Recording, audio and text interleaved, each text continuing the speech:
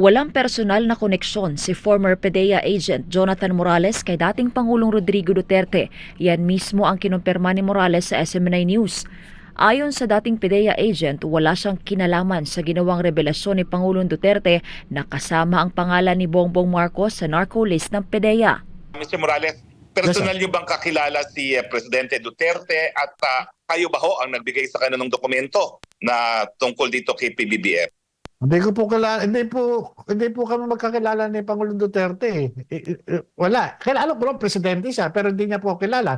At wala po akong ano sa kanya at wala rin ako ibibigay na dokumento sa kanya dahil yung mga dokumento na yun nasa PDEA. Samantala, ayon kay Morales, sa likod ng isyung ito ay mayroong confidential informant na nagpakita ng larawan sa kanya noon bilang kumpirmasyon sa dokumento ng PDEA ukol sa kanseladong operasyon laban nga kay alias Bonget. Tinanong ko nga po si si Maharlika kung wala pa ba sa kanya kasi magkakasama po yan sa folder. Magkakasama po yan. Kung may mga dokumento na nakarating na nakakasama doon sa nakapaloob, hindi po pwede na wala siyang kopya dyan. Di ba?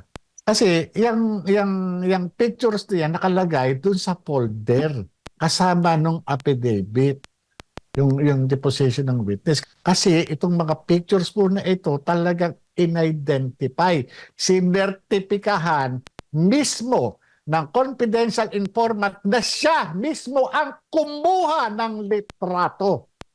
Kung mapapansin niyo po doon, kung balilitaw sa publiko ito, makikita stolen shot po yun. Tanong ko lang, itong confidential informant, kasama pa siya doon sa suminghot, doon sa white powdery substance, o siya ba ay isang nanonood lamang, siya ba ay kasambahay? Anong tingin niyo?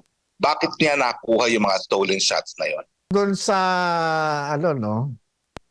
pagkakakuha niya ng meron po siyang access kasi may personal information siya, hindi mo pwedeng makuhanan ng litrato ng sekreto kung hindi ka kasama.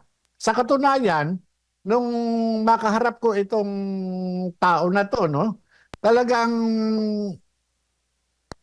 nagpakita siya ng pruweba. Nagpakita siya ng mga litrato. At yung litrato na yon, iba't ibang araw o iba't ibang pagkakataon at iba't ibang lokasyon.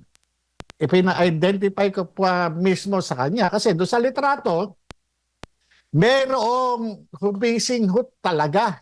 At nang lumabas umano ang confidential na datos ay kinonsulta ni Morales ang dati niyang boss sa PDEA na si Martin Francia, pero nagkibit balikat lamang ito na ipaglaban ng katotohanan. Talagang sinabi ko dun sa boss ko na siya na yung magsalita. Kaya ang tanong ko, sasabihin na ba natin? Sabi ko sa kanya, hindi po pwedeng kikilos ako na hindi niya alam. Alam niya yan.